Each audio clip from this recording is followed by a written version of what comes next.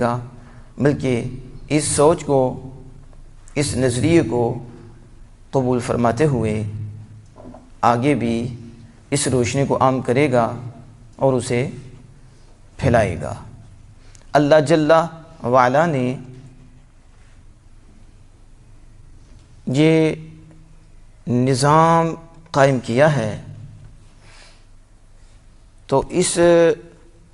جہاں میں خالق کائنات جل وعلا نے سب کو برابر نہیں رکھا، چاہے وہ حضرت انسان ہو، چاہے وہ جنات ہوں، چاہے وہ ذرات ہوں، چاہے وہ اوقات ہوں۔ اس نے جانداروں میں بھی مساوات نہیں رکھی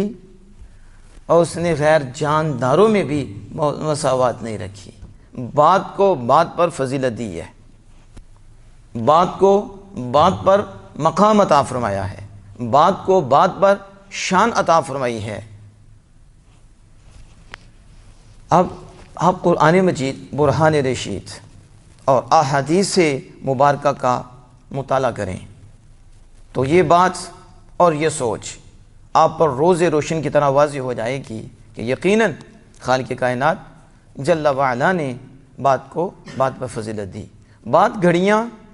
گھڑیوں سے افضل ہیں، وہ اس گھڑیوں میں عبادت کرنا دوسری گھڑیوں میں عبادت کرنے سے افضل ہے۔